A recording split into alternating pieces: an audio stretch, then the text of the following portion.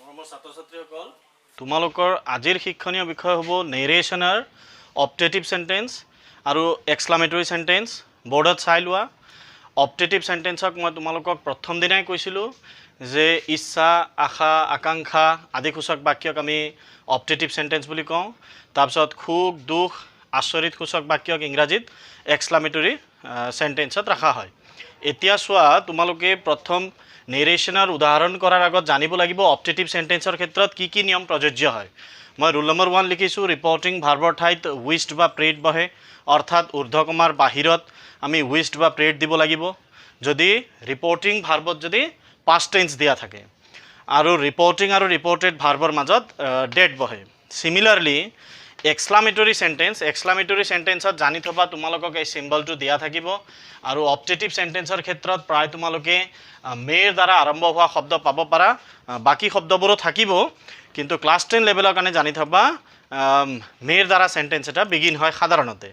এতিয়া এক্সক্লামেটৰী সেন্টেন্সৰ তোমালোকৰ নিয়মখিনি চাই লোৱা ৰিপৰ্টিং ভাৰ্বৰ ঠাইত এক্সক্লেইমড উইথ জয় যদি হুৰৰে বুলি দিয়া আছে এক্সক্লেইমড উইথ সৰো যদি এলাছ বুলি দিয়া আছে আৰু এক্সক্লেইমড উইথ সাৰপ্ৰাইজ যদি WH শব্দৰ লগত যদি তোমালোকক প্ৰশ্নবোধক চিন দিয়া নাই ভাৱবোধক চিন দিয়া আছে তেতিয়া এক্সক্লেইমড উইথ সাৰপ্ৰাইজ লিখিব লাগিব ৰিপৰ্টিং আৰু ৰিপৰ্টেড ভাৰ্বৰ মাজত ডেট বহে আৰু এক্সক্লামেটৰী সেন্টেন্সক এছাৰ্টিভ সেন্টেন্সলৈ সলনি কৰা হয় অৰ্থাৎ এক্সক্লামেটৰী সেন্টেন্সক আমি বৰ্ণনাসূচক বাক্যলৈ ৰূপান্তৰ কৰিব লাগিব সো এইখিনি হ'ল বেসিক নিয়ম যি অপটেটিভ আৰু এক্সক্লামেটৰী সেন্টেন্সৰ ক্ষেত্ৰত আমি প্ৰয়োগ কৰিব লাগিব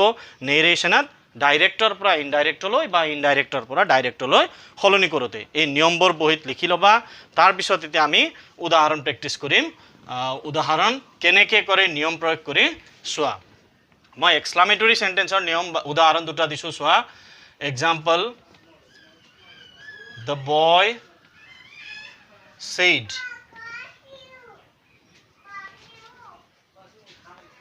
hooray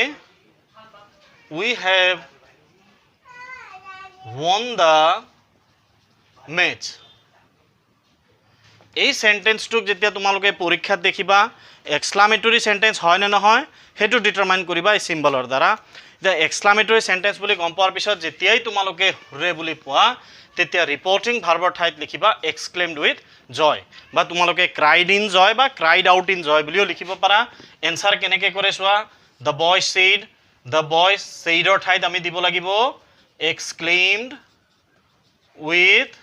জয় কিয় জয় দিছোঁ কাৰণ ইয়াত হুৰে বুলি দিয়া আছে ইয়াত সুখ অনুভৱ হোৱা বাক্য এটা আমি পাইছোঁ কাৰণে আমি এক্সক্লেইমড উইথ জয় দিছোঁ the boys exclaimed with joy that we বুলি কোনে কৈছিল উই বুলি লৰাবোৰে কৈছিল বহুবচন গতিকে কি হ'ব দে হেভ ওয়ান টেন্স সলনি কৰিব লাগিব প্ৰেজেন্ট পাৰফেক্ট টেন্স গৈ হ'ব past perfect tense they had won the match similarly যদি আমি আৰু দুটামান যদি উদাহৰণ কৰোঁ এক্সক্লামেটৰী সেন্টেন্সৰ কি হ'ব চোৱা he shed alas I am undone ইয়াত আমি এলাস পাইছোঁ এলাস পোৱাৰ কাৰণে এতিয়া আমি কি লিখিম এক্সক্লেইমড উইথ সৰো এনসাৰ কি হ'ব হি এক্সক্লেইমড উইথ সৰো বা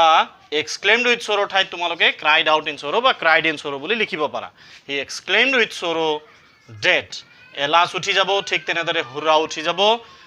ডেট আই বুলি সাবজেক্ট কোন হয় চোৱা হি বুলি দিয়া আছে আৰম্ভণিত সো কি হ'ব he am undone present indefinite tense গৈ কি হ'ব past indefinite tense he was undone ঠিক তেনেদৰে সাৰপ্ৰাইজ থকা এটা উদাহৰণ চোৱা he said what a beautiful picture it is এতিয়া ইয়াত চোৱা মই তোমালোকক ইন্টাৰোগেটিভ সেন্টেন্সৰ WH ৰ ক্ষেত্ৰত কৈছিলোঁ WH ৰ দ্বাৰা বিগিন হ'লে WH ইন্টাৰোগেটিভ বুলি গম পাব লাগে কিন্তু ইন্টাৰোগেটিভ মানে প্ৰশ্নবোধক ইয়াত কিন্তু প্ৰশ্নবোধক সিম্বল দিয়া হোৱা নাই এটো এক্সক্লামেটৰী সেন্টেন্সৰ উদাহৰণ ইয়াত ভাৱবোধক চিহ্ন দিয়া আছে গতিকে এটো এক্সক্লামেটৰী ৰুল প্ৰয়োগ কৰিবা হি said what a beautiful picture it is answer কি হ'ব চোৱা he exclaimed with surprise he exclaimed with surprise that কিহৰ কথা কোৱা হৈছে সাবজেক্ট কি ইয়াত বুলি ক'লে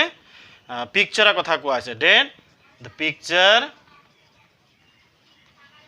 was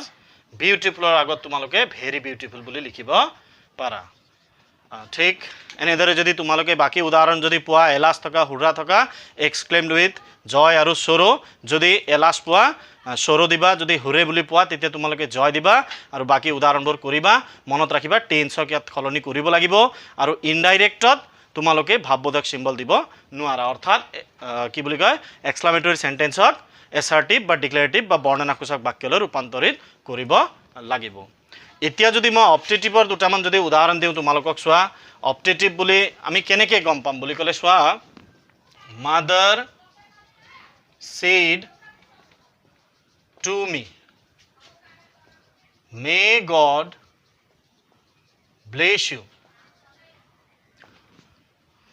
ইয়াত যেহেতু ভাৱবোধক সিম্বল নাই মেৰ দ্বাৰা বিগিন হৈছে এটো ইচ্ছা আশা আকাংক্ষা বুলি কৈছিলো মই তোমালোকক may God bless you prayer ক্ষেত্ৰত প্ৰয়োগ হ'ব এটো এনসাৰ কি হ'ব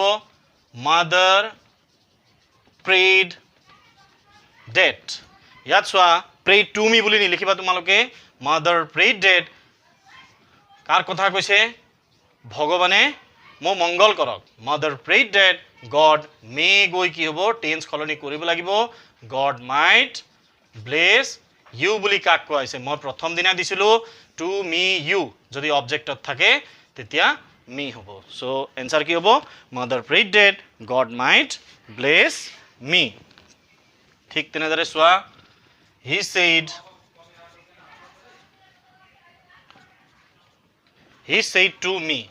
said to me may you live long may you live long so ইয়াত কি হ'ব চোৱা তোমালোকে উইশ দিবও পাৰা প্ৰেড বুলি দিব পাৰা হি wished that you বুলি সাবজেক্টত দিয়া আছে টু মি ইউ সাবজেক্ট কি হ'ব আই মে মেৰ ঠাইত তোমালোকে লিখিবা আই মাইট লিভ লং আৰু এটা উদাহৰণ দিছো চোৱা the man said to the girl may you come out successful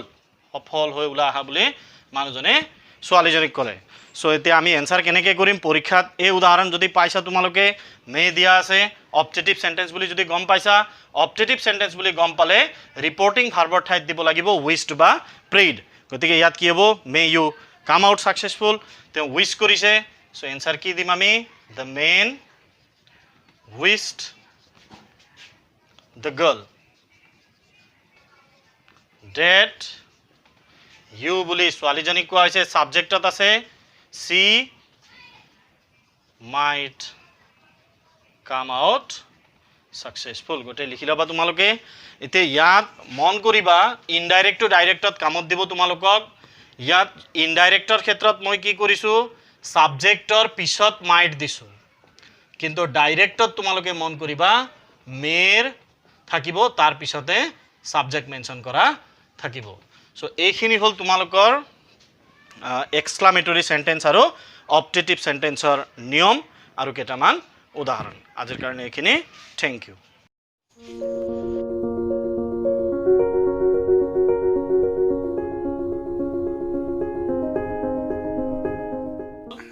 এইমাত্ৰ তোমালোকক শিকোৱা বিষয়ৰ ওপৰত যদি তোমালোকৰ কিবা ডাউট থাকে যদি কিবা সুধিব লগা থাকে যদি কিবা সন্দেহ হৈ যায় তেন্তে তোমালোকে কমেন্ট সেকশনত লিখিবা এই কথাখিনি ক্লিয়াৰ কৰাবলৈ মই চেষ্টা কৰিম ধন্যবাদ